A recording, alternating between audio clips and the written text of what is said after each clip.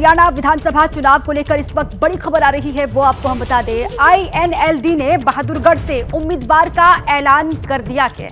शीला सिंह राठी को बहादुरगढ़ से प्रत्याशी बनाया गया है आईएनएलडी की ओर से। ये बड़ी खबर इस वक्त। स्वर्गीय नफे सिंह राठी की पत्नी है शीला राठी। बहादुरगढ़ से 2 बार विधायक रहे हैं नफे सिंह राठी और उनकी पत्नी को इस बार यहां से उम्मीदवार बनाया गया है आईएनएलडी की ओर से। बड़ी खबर हरियाणा विधानसभा चुनाव को लेकर इस वक्त आपको हम दे रहे हैं। आईएनएलडी ने बहादुरगढ़ से उम्मीदवार का ऐलान कर दिया है। शीला सिंह राठी को मैदान में उतारा गया है और शीला सिंह राठी जो है वो नफे सिंह राठी की पत्नी है और साथ ही 2 बार विधायक रहे हैं नफे सिंह राठी, जिनकी पत्नी को इस बार यहां से टिकट दिया गया है। एक और बड़ी खबर है, देखिए आंध्र प्रदेश में लगातार भारी बारिश का दौर जारी है और यहां की नदियां उफान पर इस वक्त हैं भारी बारिश की वजह से। विजयवाड़ा से होकर गुजरने वाली बूदामेरू वागू नदी इस वक्त उफान पर है। 2 तस्वीर आपको हम दिखा रहे हैं जिससे विजयवाड़ा शहर के कई हिस्सों में बाढ़ जैसे हालात बने हुए हैं। ड्रोन से तस्वीरें जो ली गई हैं वो आपके सामने है। कैसे हर तरफ आप देख रहे हैं पानी ही पानी आपको दिखाई दे रहा है। पानी लोगों के लिए मुसीबत किस तरीके से बन गई है और ये जो ड्रोन से तस्वीरें ली गई हैं पूरे शहर की, और शहर में पानी का कब्जा आपको नजर आ रहा है इन तस्वीरों में। विजयवाड़ा में भारी बारिश, नदियां उफान पर हैं। शहर के भीतर भी पूरा पानी पानी आपको पूरे शहर में नजर आ रहा है। लोगों का ये देखिए आप, जनजीवन किस तरीके से अस्त व्यस्त होता हुआ, परेशानियों का सामना लोगों को करना पड़ रहा है। कहा यह जा रहा है कि विजयवाड़ा से होकर गुजरने वाली बूदामेरू वागू नदी जो है वो इस वक्त उफान पर है, जिसके बाद विजयवाड़ा शहर के कई हिस्सों में बाढ़ जैसे हालात हैं जो इन तस्वीरों में भी आपको नजर आ रहे हैं।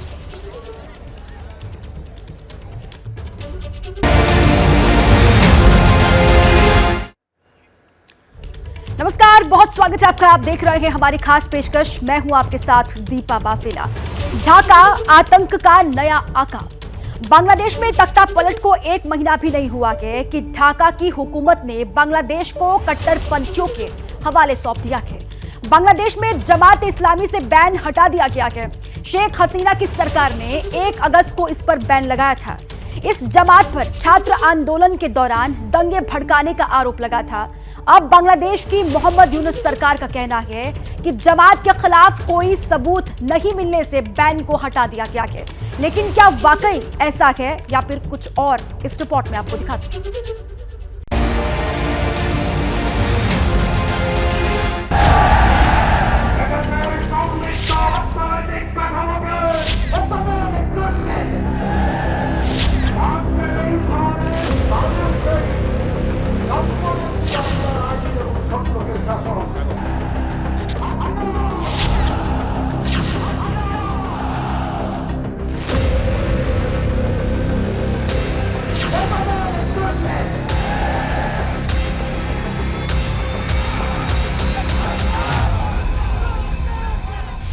लाहौर जैसा ही हंगामा था,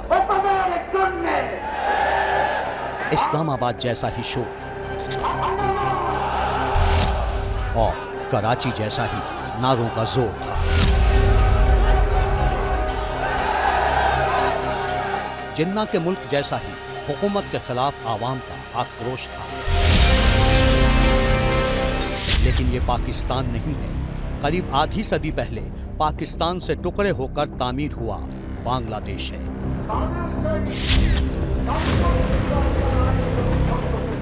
जो पाकिस्तान की तरह ही कट्टरपंथ की भट्ठी बन चुका है, जिसका सबसे बड़ा गवाह ये इंसानी सैलाब है। करीब 10 महीने पहले बांग्लादेश की जमात का ये वही जलसा है जिसने ढाका में हसीना की हुकूमत को हल्कान कर ब्रह्मपुत्र के इस ओर तड़ी पार कर दिया। इसी तरह की भीड़ थी जिसने अपने ही हुक्मरानों को दुनिया के सामने तमाशा बनाया, जिसने बंग बंधु की विरासत को खाक में मिलाया और जिसने बांग्लादेश के बेबस हिंदुओं के खिलाफ कट्टरपंथियों का हौसला बढ़ाया।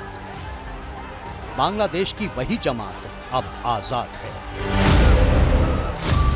बांग्लादेश की सरकार ने जमात इस्लामी पार्टी पर लगा बैन हटा दिया।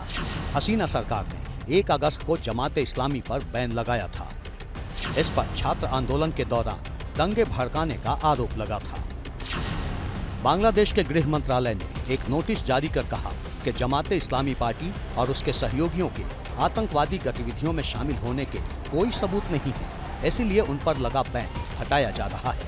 इसीलिए कट्टरपंथ की भट्टी बने बांग्लादेश से आती हर तस्वीर का एक्सरे करना जरूरी है, वो भी सवालों के साथ। बांग्लादेश में जमाते इस्लामी का इतिहास क्या है? क्यों इसे कट्टरपंथी संगठन कहा जाता है? जमाते इस्लामी का पाकिस्तान कनेक्शन क्या है और क्यों इसे पाकिस्तान परस्त संगठन माना जाता है? जमाते इस्लामी से बैन हटने का भारत और बांग्लादेश के रिश्ते पर क्या असर हो सकता है? बांग्लादेश में तख्ता पलट का सीधा असर भारत पर हुआ है। भारत की मदद से चल रहे विकास कार्य बांग्लादेश में प्रभावित हुए हैं। मोहम्मद यूनुस की अगुवाई में जो नई सरकार बनी है, उसमें कट्टरपंथी ताकतों के हौसले 7वें आसमान पर हैं। यही वजह है कि विदेश मंत्री एस जयशंकर ने पहली बार कहा कि बांग्लादेश में हुए बदलाव बहुत विनाशकारी साबित हो सकते हैं। We also have to recognize that there are political changes and the political changes can be disruptive. सच्चाई यही है, ढाका में हुए तख्ता पलट के महीने भर बाद भी ये साफ नहीं है कि बांग्लादेश का भविष्य क्या होगा। लेकिन जिस तरह से जमात जैसे संगठनों से पाबंदी हटाई जा रही है, उससे लगता तो यही है कि पश्चिम की तरह ही पूरब के पड़ोस से भी सावधान रहने का वक्त आ चुका है। ऐसा इसलिए क्योंकि जमाते इस्लामी बांग्लादेश की सबसे बड़ी मुस्लिम पार्टी है। जमाते इस्लामी को पाकिस्तान समर्थक पार्टी माना जाता है। जमाते इस्लामी बांग्लादेश के संविधान को नहीं मानती। जमाते इस्लामी को बांग्लादेश में जमात भी कहते हैं। मुल्क बंटवारे से पहले 1941 में बनी इस पार्टी के संस्थापक थे सैयद अबुल अला मौदवी, जो बंटवारे के बाद पाकिस्तान चले गए और पार्टी के पूर्वी धड़े से बांग्लादेश जमाते इस्लामी वजूद में आई। बांग्लादेश के वजूद में आने के बाद जमाते इस्लामी पर प्रतिबंध लगा दिया गया।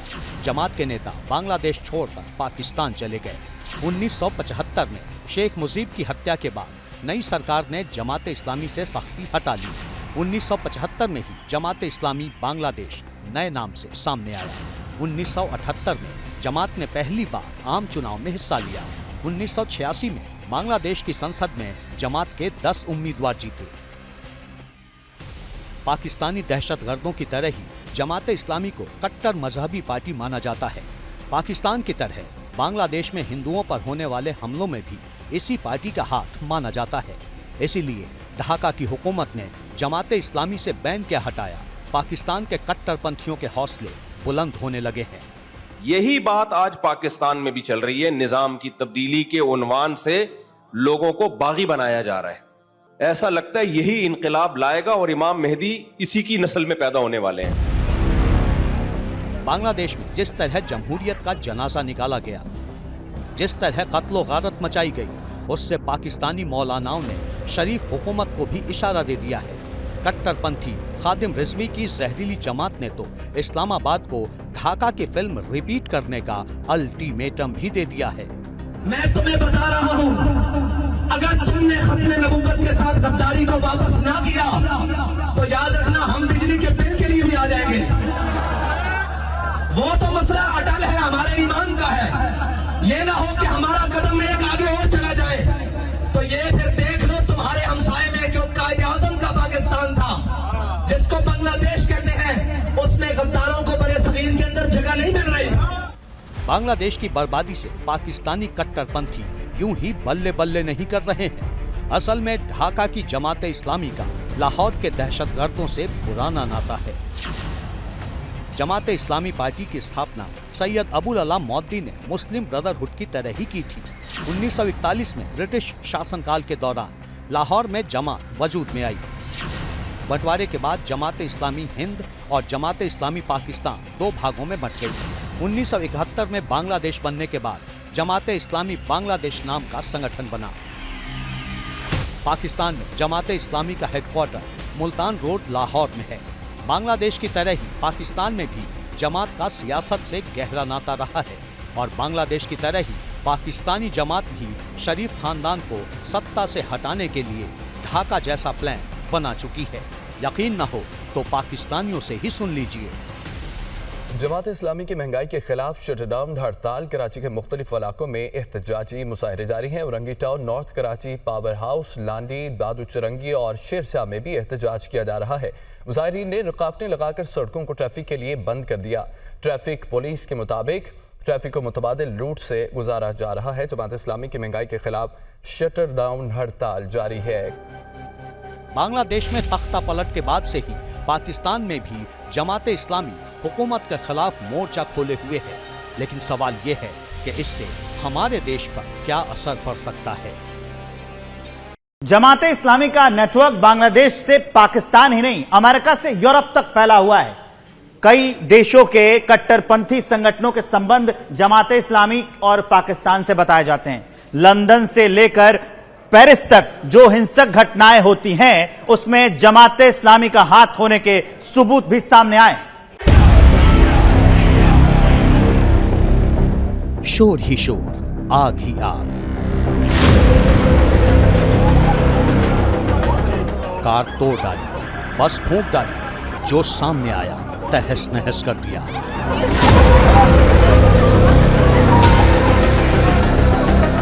ये सीरिया नहीं है, लीबिया और अफ्रीका का भी कोई देश नहीं है, और तो और लाहौर और पेशावर भी नहीं है, ये अंग्रेजों का देश है।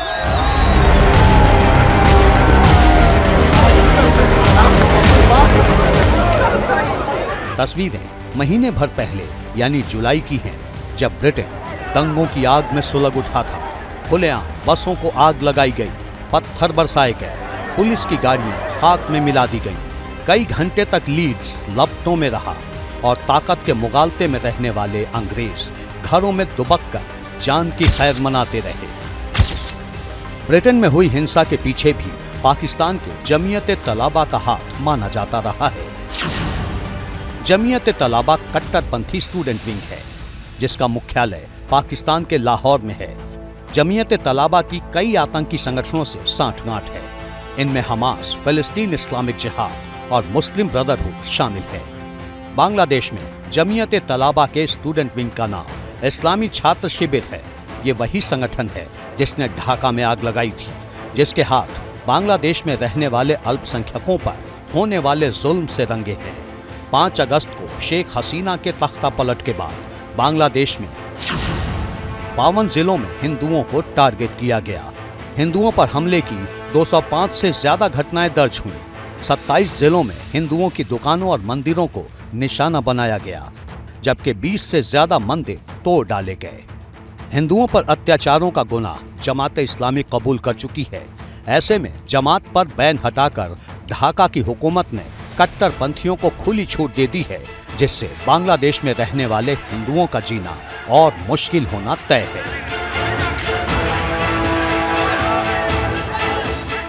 बांग्लादेश में जिस तरह से कट्टर इस्लामिक तत्वों और संगठनों का प्रभाव बढ़ रहा है, उनके मंसूबे बढ़ रहे हैं, बांग्लादेश की हिंदू कम्युनिटी पर जिस तरीके से हमले किए जा रहे हैं, वो निसंदेह भारत के लिए भी बड़ी चिंता का विषय है। भारत के प्रधानमंत्री श्री नरेंद्र मोदी ने 15 अगस्त को लाल किले से दिए गए अपने संबोधन में बांग्लादेश में हिंदू कम्युनिटी के ऊपर किए जा रहे हमलों के संदर्भ में अपनी गहरी चिंता व्यक्त की थी। जाहिर है कि भारत की सरकार की बांग्लादेश की स्थितियों पर और वहाँ पर हिंदू कम्युनिटी की जो भी स्थितियाँ हैं उस पर पैनी नज़र है, और भारत की सरकार बांग्लादेश की अंतरिम सरकार से लगातार इस बात की अपील कर रही है, उन्हें सलाह दे रही है कि वो जो सरकार है वो कट्टरवादी तत्वों पर लगाम लगाएं। ढाका में तख्ता पलट के बाद से ही अल्पसंख्यकों की आबादी डर डर कर जीने को मजबूर है। खासतौर से हिंदू बस्तियों पर लगातार हमले हो रहे हैं। बांग्लादेश की आबादी 17 करोड़ है, जिसमें हिंदू करीब 7.95% यानी 1 करोड़ 35 लाख है। बांग्लादेश में हिंदू दूसरा सबसे बड़ा धर्म है। बांग्लादेश के 64 में से 61 जिलों में हिंदुओं की बड़ी आबादी रहती है। रिपोर्ट्स के मुताबिक बांग्लादेश में हिंदू शेख हसीना की पार्टी अवामी लीग के समर्थक माने जाते हैं, इसलिए उन्हें चुन चुन कर निशाना बनाया जा रहा है। खास बात यह है कि बांग्लादेश में मुस्लिम और हिंदू दोनों बंगाली हैं, यानी भाषा और सांस्कृतिक लिहाज से दोनों में समानता है। लेकिन धर्म की वजह से दूरियां हैं, जिसका फायदा कट्टरपंथी उठाते हैं, जिनकी करतूतों से बांग्लादेश में हिंदू छलनी में रेत की माफिक छनते चले गए। 1947 में बांग्लादेश में करीब 30% हिंदू थे। 1974 में घटकर 13.5% रह गए। 2011 में बांग्लादेश में 10% हिंदू थे। 2022 के आते आते 8% हो गए। 2021 में भी बांग्लादेश में कट्टरपंथियों ने हिंदुओं को निशाना बनाया था। तब सैकड़ों हिंदू मारे गए थे, कई मंदिरों में तोड़फोड़ की गई थी। इस बार भी ऐसा ही हो रहा है और आगे भी हालात सुधरने की उम्मीद कम ही है। लेकिन अब बात सरहद तक आ चुकी है। जमात जैसे कट्टरपंथी संगठन पर बैन हटाकर यूनुस की हुकूमत ने इस्लामाबाद की तरह ही ढाका के आतंक का आका बनने की मुनादी कर दी है। अब आगे बढ़ते हुए बात, वोट डूबता रहा, गोताखोर सौदा करते रहे, क्योंकि स्वास्थ्य विभाग का डेप्यूटी डायरेक्टर गंगा में डूब रहा था और गोताखोर उसे बचाने के बदले में 10,000 मांग रहे थे। ये सौदेबाजी इतनी देर वहां पर चली कि डेप्यूटी डायरेक्टर गंगा की लहरों में खो गया। एक रिपोर्ट आपको दिखा दें।